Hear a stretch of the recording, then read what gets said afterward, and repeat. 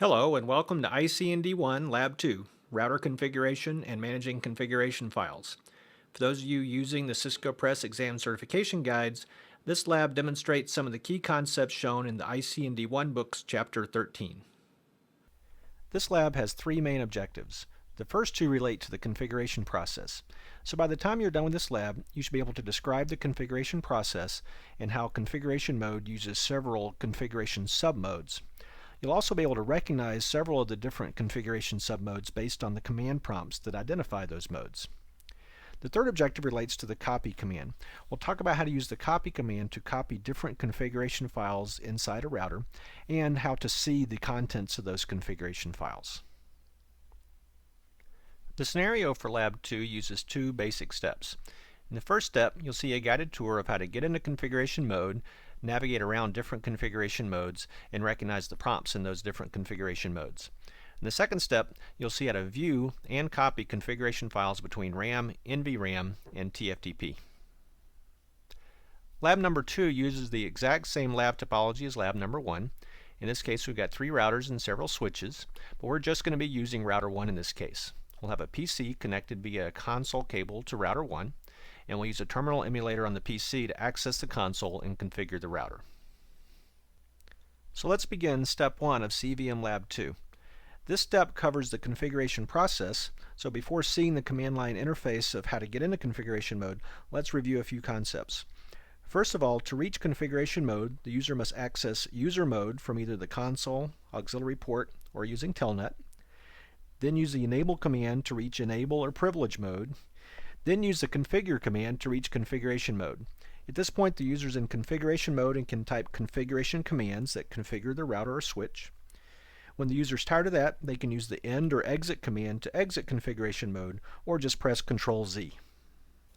Configuration mode is separated into several different submodes. For instance, here you see listed the submode called interface mode, and use interface submode to configure details about a particular interface. For instance, that interface's IP address.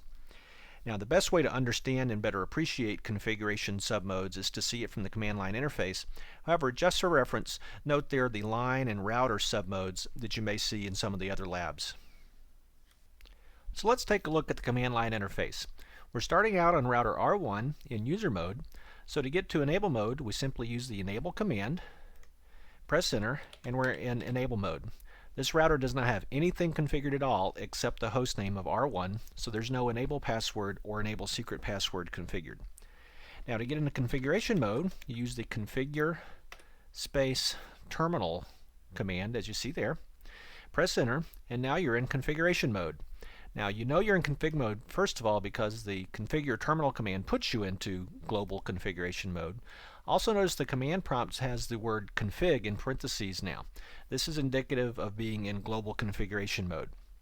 Now to see some of the global configuration commands that you can use here, you could just press the question mark, and as usual you can hit the space bar to see lots more lines or the enter key to see a few more lines.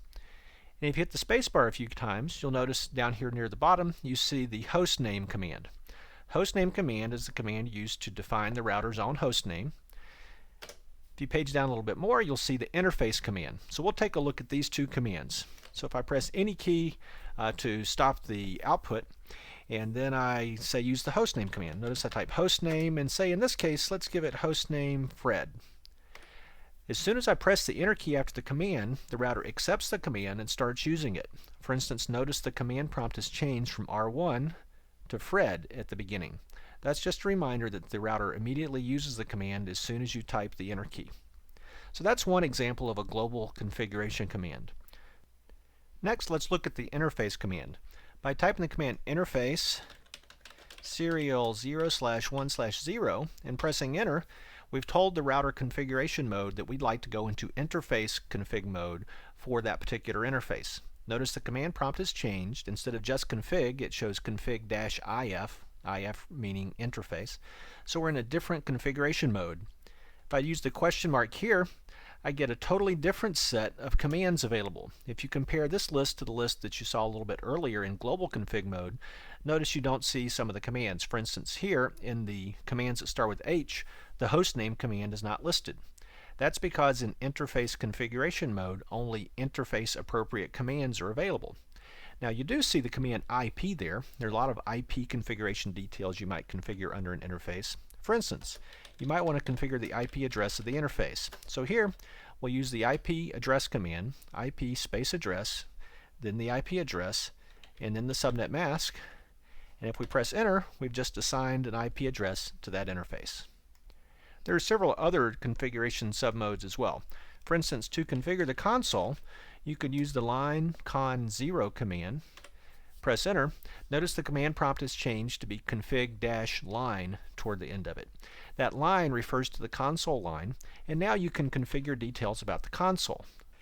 Note also that the line con 0 command moved us directly from interface configuration mode to line configuration mode.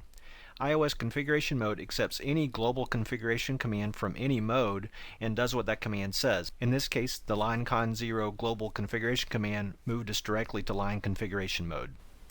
Next, if we use the question mark, we see a totally different set of commands here as compared with interface configuration mode. For instance, at the console, it's common to want to configure a password, so you could type the login command and then the password command. These two commands together tell the router to require a password at the console. That's what the login command does. And the password command tells the router what password to expect from a user of the console. Once you're done configuring a router in config mode, you can exit configuration mode. You can use the end command or the Control-Z command to immediately go back to enable mode, or you can use the exit command, which backs you up one level at a time. Notice there I used the exit command and I went from line configuration mode back to global config mode. If I type the exit command again, it would move me all the way back to enable mode. Next, let's move on to step 2. When you type in configuration commands in any of the configuration modes, the router puts those commands into RAM memory into a file called the running-config file. Essentially, the running-config file holds all the configuration parameters used by a router when it's up and working. Now there's another config file in the router in non-volatile RAM, and that file is called the startup-config file. RAM memory loses its contents when a router loses power, so NVRAM is a place where the router can store its configuration commands so that when the router loses power, powers back up, he's got a valid and useful configuration. Now consider the configuration process for a moment. When you go into config mode, you add configuration commands and they change the running config file. However, you want to be ready for the next time the router reboots by having those commands in the startup config file. So to do that, you simply use the copy command. Here we see the command copy space running-config space startup-config, which can be abbreviated copy space run space start, and that copies the running config over into the startup configuration file and replaces the old startup configuration file. So that's something you would normally do. Now another command that you might find useful, but probably not nearly as often, is the copy startup config running config command. Now this command copies the startup configuration file over into RAM. However, in some cases that copy does not replace the running config, it only adds to the configuration in running config. So you have to be a little bit careful about using the command. But under normal operations, it's pretty common to both configure the router, then use the copy space run space start command to copy the running config file over to the startup configuration file. It's also a good practice to keep a copy of your configurations outside the router and switch. So you could use a TFTP server as shown here and copy the running config from the router over to the server, or copy the startup config from NVRAM over to the server. Then later, if you ever have a problem with the router and want to restore an old configuration, you can use the copy command that has the TFTP option first. For instance, copy TFTP running-config, which copies the configuration file from the server back into the router. So let's go back to the command line interface and look at the contents of the running config and startup config files. By using the show space running-config command and pressing enter, you see the contents of the running config file. Notice near the top we see the hostname Fred command. That's where we change the hostname from R1 to Fred. If you hit the spacebar 2-3 more times, you'll get down to where we see interface serial 010. Notice we have the IP address 1.1.1.1 command that we had configured earlier. And then finally, if you space further down toward the bottom, you see the line console 0 command with the password Cisco and login commands that we had configured earlier. you may have noticed that the output of the show running config command includes a lot of configuration commands that you haven't seen yet or we haven't talked about in the video. iOS includes many default configuration commands in the output. However, we'll stay focused on a short list of commands for this video. Now if you do the show startup config command, as you see here, notice the host name lists R1 instead of Fred. Hit the spacebar a few times. Notice there is no IP address configured on serial 010 right now. And going further down under line console 0, notice there's no login command or no password command. So indeed, after configuring things in configuration mode, the running config file was updated, but the startup config file was not automatically updated. Now if you want to save the configuration that's in the running config file into the startup-config file so it's used the next time the router boots, you need to use the copy space running-config space startup-config command that you see there on the screen. When you press enter, you get a prompt question that says, well, do you want to copy this to the startup config file? And of course we do, so you just press the enter key.